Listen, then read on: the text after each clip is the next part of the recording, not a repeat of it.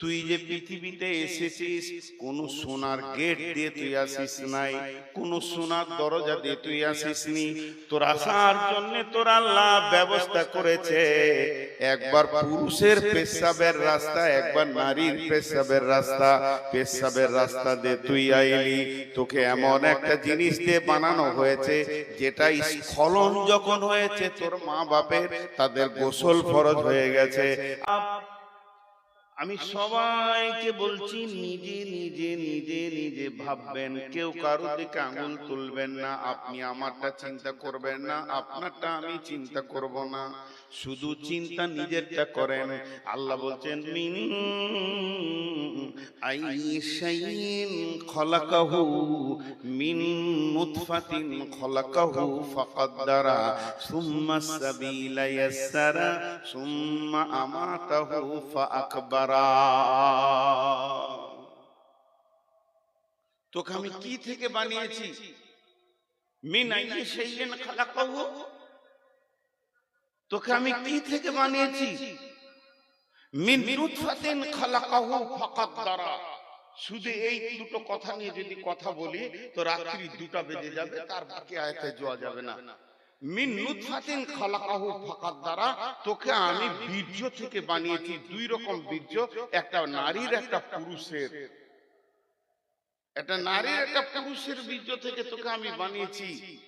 আমার বানানোটা কত সূক্ষ্ম দেখ, তোকে আমি বানিয়েছি মিন আইশাইন খালাকাহু মিন নুতফাতিন খালাকাহু ফাকাদ্দারা। সেই জিনিসটা কেমন?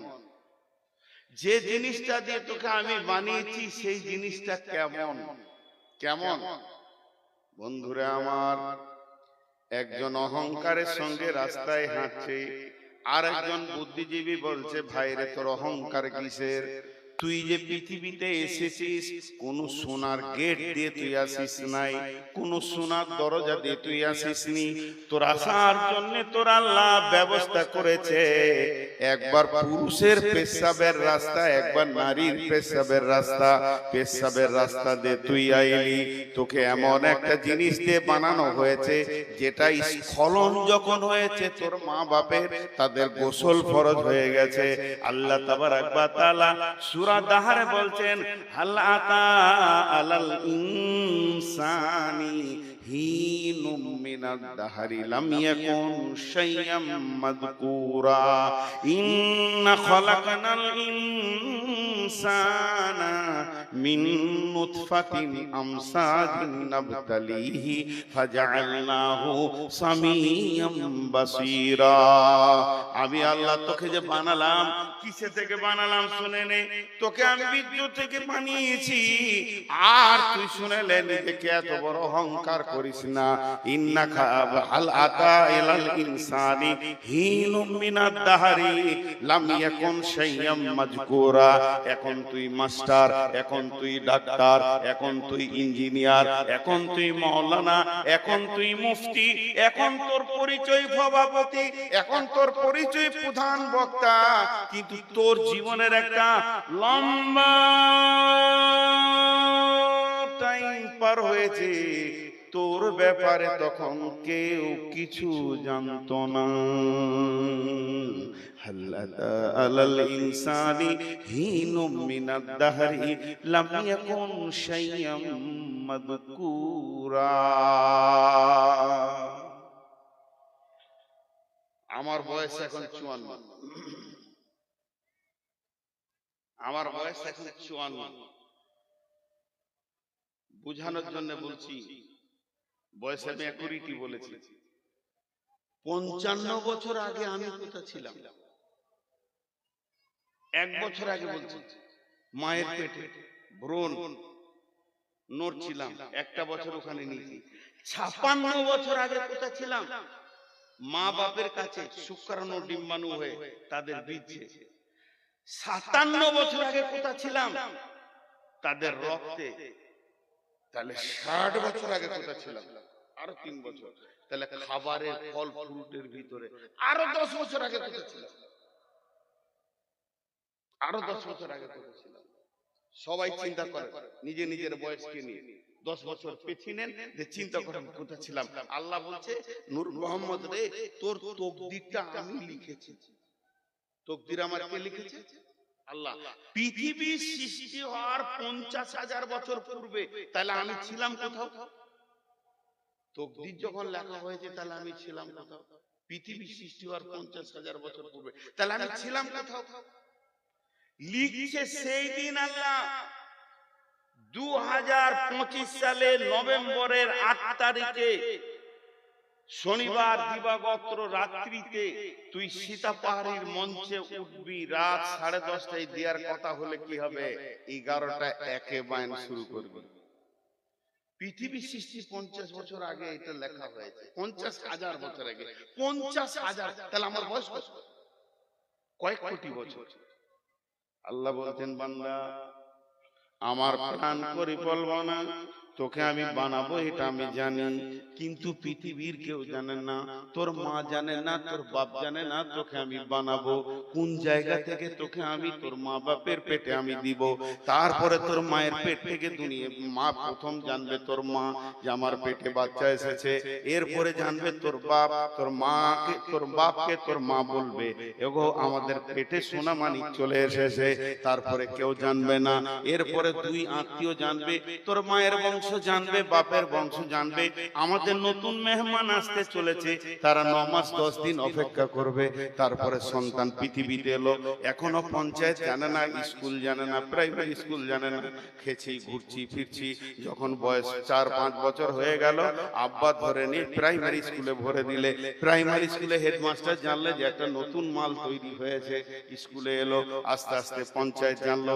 যখন আমি বড় 12 বছর হয়ে গেলাম, পৃথিবীর কেউ জানে না, সীতা পাহাড়ি পাকুর এলাকার লোক আমাকে চিনে না, আমার বাপ হাত ধরে নিয়ে এসে ইসলাম করে 14 বছর বয়সে ভর্তি করে দিল, মাদ্রাসা ওয়ালারা জানলো যে ভারত মানে পৃথিবীর বুকে নূর মোহাম্মদ বলে একটা ব্যক্তি আছে, পড়ছি আছি মাথায় পাগড়ি দিল, দুনিয়া জানলো, তারপরেও তো আমাকে কেউ জানে না, আস্তে আস্তে আস্তে আস্তে আমি বক্তা হলাম, এই বক্তা হওয়াতে এখন ঝাড়খণ্ড, বিহার, পশ্চিমবঙ্গ, নাগাল্যান্ড, সিকিম, আবার আসাম, ত্রিপুরা, মেঘালয় সবাই আমাকে জেনে নিল, বাংলাদেশ জেনে নিল।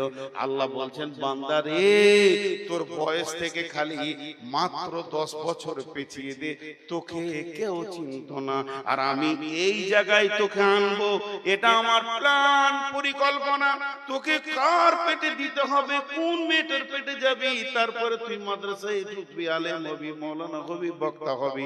হাল আতা আলাল ইনসানি হিনুম মিনাদ দাহরি লাম ইয়াকুন শাইয়াম মাযকুরা, তোর কোনো জিকির ছিল না, তোর নামের কোনো কাজ ছিল না, কিন্তু আমি আল্লাহ ধীরে ধীরে ধীরে ধীরে ধীরে ধীরে তোকে নিয়ে আসলাম, এটা আমার আল্লাহর কুদরত। এরপরে তোকে আমি গোটা বডিটা দিয়েছি, এই বডি থেকে কিস্তি শুরু করব, একদিন তোর চোখ নিব, একদিন তোর হাত নিব, একদিন তোর কিডনিটা নিব, নিতে নিতে তোর দাঁতের পেনিয়াম বলে একটা করে খুলতে শুরু করব, খুলতে খুলতে শেষ কিস্তিতে তোর জানটাকে নিয়ে নিব। ওটাই আল্লাহ বলছেন মিন আইয়ি সাইয়িন খালাকাহু মিন নুতফাতিন খালাকাহু ফাকাদ্দারা সুম্মা সাবিলা ইয়াসসারা, তোকে দুটা নুতফা থেকে বানালাম, সুন্দর চেহারা দিলাম, এরপরে তোর মায়ের যে রাস্তাটা বিরাট বড় একটা কোম্পানির গেটের মতো দরজা খুলে তুই বেরিয়েছিস না, তোর মাকে প্রসব যন্ত্রণা সহ্য করতে হয়েছে, অত সংকীর্ণ রাস্তাকে তোর জন্য আমি আসান করে দিলাম, সুম্মা সাবিলা ইয়াসসারা, তারপরে তুই পৃথিবীতে এলি, এরপরে আমার কাজ একটা তোর জন্য বাকি আছে, আমার তোর জন্য একটা কাজ বাকি আছে, সুম্মা মাতাহু ফাআকবারা, তোকে আমি মারবো, কবরে শোয়াবো। এই আল্লাহ চ্যালেঞ্জটাকে কাটার মতো কোন বীর মাস্তান আছে? তোকে আমি মারবো, কবরে শোয়াবো, সুম্মা আমাতাহু ফাআকবারা, তুই যত বড় মাস্তান হ, আর যত বড় তুই হিরো হ, আর যতগুলো তুই মার্ডার করে থাক, এলাকার হিরো বেনে থাক, তোকে আমি মারবো আর কবরে শোয়াবো, এটা তুই জেনে রাখ। মজার কথা বুঝে আসে না, কিছু জিনিস আছে খুব ডিপলি কথা, খুব ডিপলি কথা। হাজি ভাই, মত, কবর, সাবজেক্ট অনুশীলন উনওয়ান, মত আর কবর, এই দুটি জিনিস মানুষের বিবেকের দরজা খোলার জন্য যথেষ্ট। এটা একটা সাবজেক্ট, এটা একটা বিষয়, এটা একটা অনুমান। একটা লোক লেখাপড়া করতে পারেনি, ওকে কবর দেখাও কিছু বুঝবে।